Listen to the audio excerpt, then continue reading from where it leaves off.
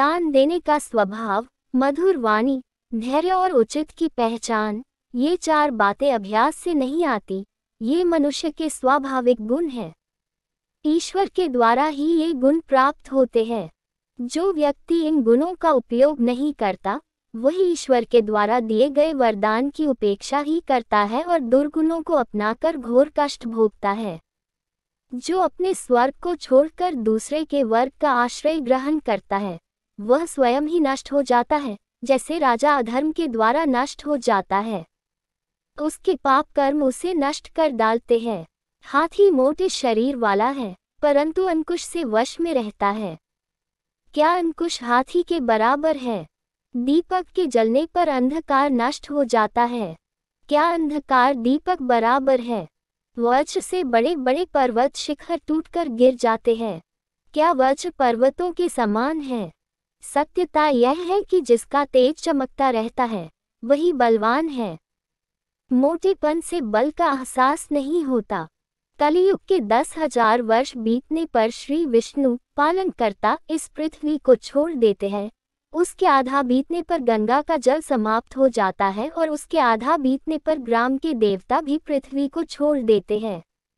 घर गृहस्थी में आसक्त व्यक्ति को विद्या नहीं आती, मांस खाने वाले को दया नहीं आती, धन के लालची को सच बोलना नहीं आता और स्त्री में आसक्त कामुक व्यक्ति में पवित्रता नहीं होती। जिस प्रकार नीम के वृक्ष की जड़ को दूध और घी से सींचने के उपरांत भी वह अपनी कड़वाहट छोड़कर मृदुल नहीं हो जाता, ठीक इसी के अनुरूप दुष्ट प्रवृत्तियों वाले मनुष्यों पर सदुपदेशों का कोई भी असर नहीं होता। जिस प्रकार शराब वाला पात्र अग्नि में तपाए जाने पर भी शुद्ध नहीं हो सकता, उसी प्रकार जिस मनुष्य के हृदय में पाप और कुटिलता भरी होती है, सैकड़ों तीर्थ स्थानों पर स्नान करने से भी ऐसे मनुष्य पवित्र नहीं हो सकते। इसमें कोई आश्चर्य नहीं है कि जो जिसके गुणों के महत्व को नहीं जानता, वह सदैव निंदा करता है। जैसे जंगली भीलनी हाथी के गंधस्थल से प्राप्त मोती को छोड़कर गुंजाफल की माला को पहनती है। जो कोई प्रतिदिन पूरे संवत भर मौन रहकर भोजन करते हैं, वे हजारों करोड़ों युगों तक स्वर्ग में पूजे जाते हैं। काम, व्यभिचार, क्रोध, अभीष्ट की प्राप्ति न होने पर आपे से बाहर होना, लालच, धन प्राप्ति की लालसा, स्वाद, जिह्वा को प्रिय लगने वाले पदार्थों का सेवन, श्रृंगार, सजना धजना, खेल और अत्यधिक सेवा, दूसरों की चाकरी आदि दुर्गुण विद्यार्थी के लिए वर्जित है। विद्यार्थी को इन 8 दुर्गुणों का सर्वथा त्याग कर देना चाहिए। बिना जोते हुए स्थान के फल, मूल खाने वाला, अर्थात ईश्वर की कृपा से प्राप्त हर भोजन से संतुष्ट होने वाला, निरंतर वन से प्रेम रखने वाला और प्रतिदिन श्राद्ध करने वाला ब्राह्मण ऋषि कहलाता है।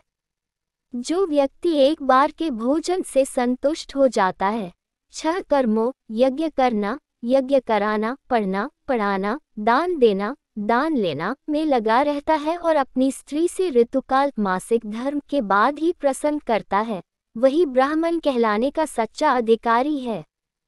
जो ब्राह्मण दुनियादारी के कामों में लगा रहता है, पशुओं का पालन करने वाला और व्यापार तथा खेती करता है, वह वैश्य वणिक कहलाता है।